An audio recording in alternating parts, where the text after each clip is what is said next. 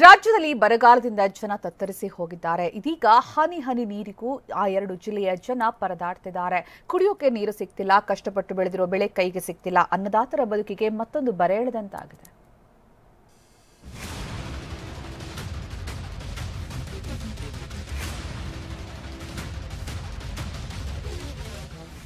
ಕೆರೆ ಒಡಲು ಖಾಲಿಯಾಗಿದೆ. ನೀರು ಯಾವಾಗ ಬರುತ್ತಪ್ಪ ಅಂತ ಕೊಡಪಾನ ಹಿಡಿದು ನಿಂತಿದ್ದಾರೆ. ಬೋರ್ವೆಲ್ಗಳು ಬತ್ತಿದ್ರೆ ಬೆಳೆದಿರುವ ಬೆಳೆ ಸುಟ್ಟು ಹೋಗಿದೆ.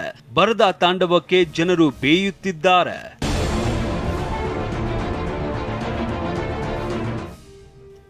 ಬರಸಿಡಿಲ ನಡುವೆ ಹನಿ ಹನಿ ನೀರಿಗೂ ಹಾಹಾಕಾರ.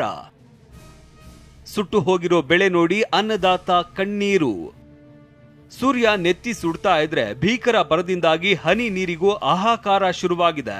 ದಾವಣಗೆರೆ ಜಿಲ್ಲೆಯಲ್ಲಿ ಜೀವಜಲ ಸಿಗದೆ ಜನ ಪರದಾಡ್ತಾ ಇದ್ದಾರೆ. ಭೀಕರ ಬರಗಾಲದಿಂದ ಈ ವರ್ಷ ಬರೋಬ್ಬರಿ 119 ಕೋಟಿ ರೂಪಾಯಿ ಅಡಕೆ ಬೆಳೆ ನಷ್ಟವಾಗಿದೆ. ಜಿಲ್ಲೆಯಲ್ಲಿ 1,50,000 ಹೆಕ್ಟೇರ್ ಪ್ರದೇಶದಲ್ಲಿನ ಬೆಳೆ ಸಂಪೂರ್ಣ ಹಾಳಾಗಿದೆ. ಮುಂಗಾರು ನಿಮ್ಮ ಉಬ್ಬಿದ ರಕ್ತನಾಳಗಳ ಸಮಸ್ಯೆಗೆ ಎವಿಸ್ ಆಸ್ಪತ್ರೆಯಲ್ಲಿ ಕೇವಲ 30 ನಿಮಿಷದ ಲೇಸರ್ ಚಿಕಿತ್ಸೆಯೊಂದಿಗೆ ಮುಕ್ತಿ ಹೊಂದಬಹುದು. ಹೆಚ್ಚಿನ ವಿವರಗಳಿಗಾಗಿ ಸಂಪರ್ಕಿಸಿ 8088837300.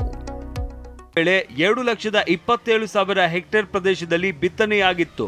ಮಳೆ ಕೈಕೊಟ್ಟಿದ್ರಿಂದ ಮೆಕ್ಕೆಜೋಳ, ಕಾಳು ಕಟ್ಟದ ರಾಗಿ, ಈರುಳ್ಳಿ ಹೀಗೆ ಎಲ್ಲವೂ ಒಣಗಿ ಹೋಗಿದೆ.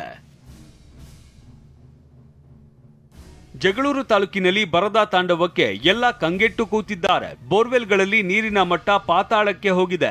ಬರೋಬ್ಬರಿ 600 ರಿಂದ 800 ಅಡಿ ಕೊರೆಸಿದ್ರೂ ನೀರು ಸಿಗ್ತಾ ಇಲ್ಲ. ಅಡಕೆ ತೋಟ ಒಣಗಿ ಹೋಗ್ತಾ ಇರೋದನ್ನ ನೋಡಿ ಮಾಲೀಕರು ಕಣ್ಣೀರು ಹಾಕ್ತಿದ್ದಾರೆ. 150 ಅಡಿ 200 ಅಡಿ ಇದ್ದವು, ಈಗ 500 ರಿಂದ 600 ಮಟ್ಟಕ್ಕೆ ಹೋಗೈತ್ರಿ.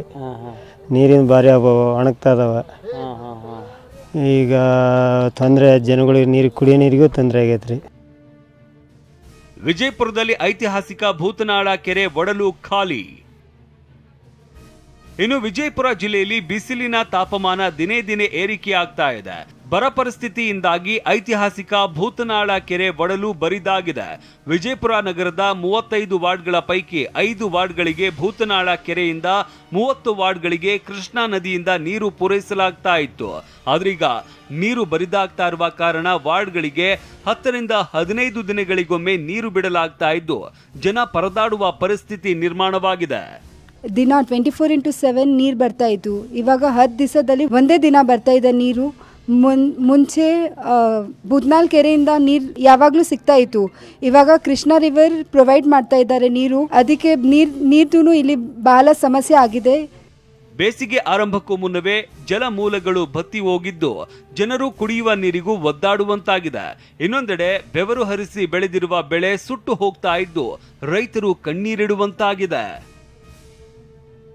ದಾವಣಗೆರೆಯಿಂದ ಬಸವರಾಜ್ ದೊಡ್ಮನಿ ಜೊತೆ ಅಶೋಕ್ ಯಡಹಳ್ಳಿ, TV9 ವಿಜಯಪುರ.